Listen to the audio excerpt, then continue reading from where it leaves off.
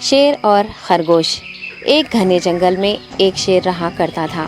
وہ تمام جنگل کا بادشاہ تھا، لیکن وہ بادشاہ جیسے پیش نہیں آتا تھا۔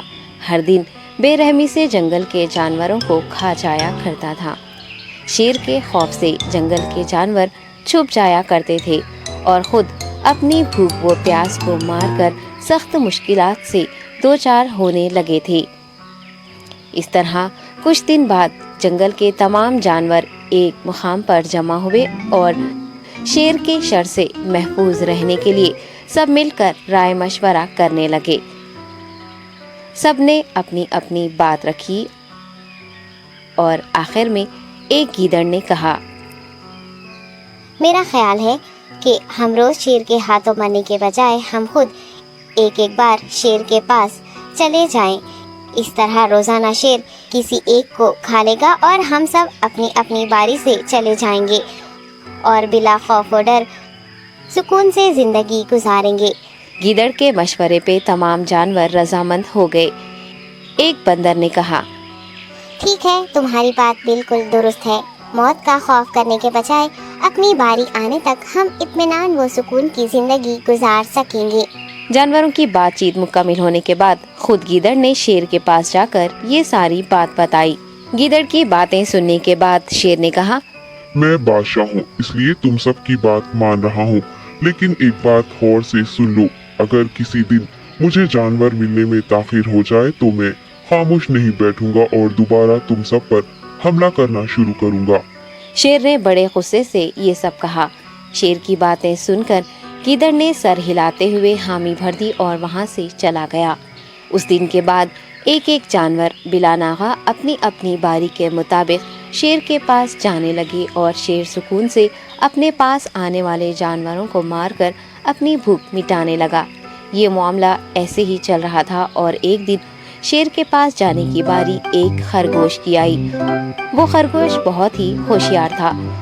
اسے شیر کے پاس جانا منظور نہیں تھا اور اس نے اپنے ساتھی جانوروں کو بے رحمی سے مارنے والے شیر کو سبق سکھانے کی ٹھان لی اور ایک اچھی تدبیر نکال کر آہستہ آہستہ شیر کی گفا کے پاس پہنچ گیا۔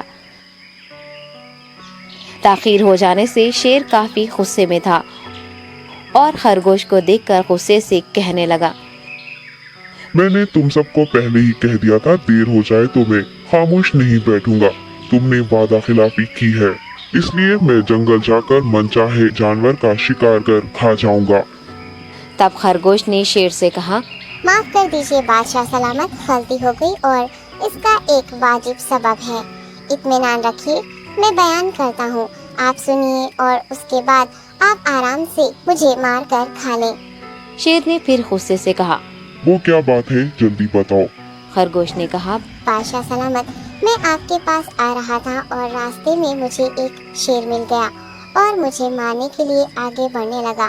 میں نے آپ کی بہادری کی بات اس شیر کے سامنے رکھی، لیکن وہ شیر آپ کے بارے میں بہت برا بھلا کہنے لگا۔ یہ سن کر میں نے غصے سے کہا، تم ہمارے جنگل کے نہیں ہو، ہمارے بادشاہ کے بارے میں ایسی باتیں مت کہو۔ یہ سن کر وہ شیر مجھ پر حملہ کرنے کے لیے تیار ہو گیا۔ یہ دیکھ کر میں نے کہا، تم مجھے مارو گے تو ہمارے بادشاہ تمہیں ہرگز نہیں بخشیں گے۔ تب اس شیر نے کہا، تمہارا بادشاہ میرا کیا کر لے گا؟ میں نے کئی ہاتھیوں کو اپنے پنجے سے مار گرایا ہے۔ تمہارا بادشاہ ہو یا کوئی اور ہو، میرے ہاتھوں بچ نہیں سکتا اور میرے سامنے کوئی ٹک نہیں سکتا۔ میں اسے ختم کروں گا۔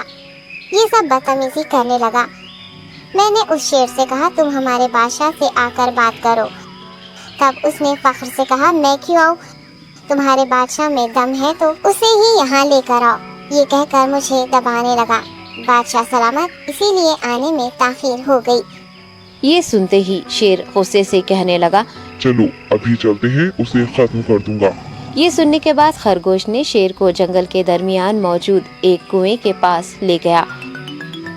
خرگوش نے کہا، بادشاہ اس کے اندر دیکھیے، وہ وہاں آپ کا بے صبری سے انتظار کر رہا ہے، آپ اسے اچھا سبق سکھائیے۔ شیر غصے سے فوراً کنویں میں جھانکنے لگا اور زور سے دہاڑنے لگا۔ تب دوسری جانب سے بھی دوسرا شیر دہاڑتا ہوا محسوس ہونے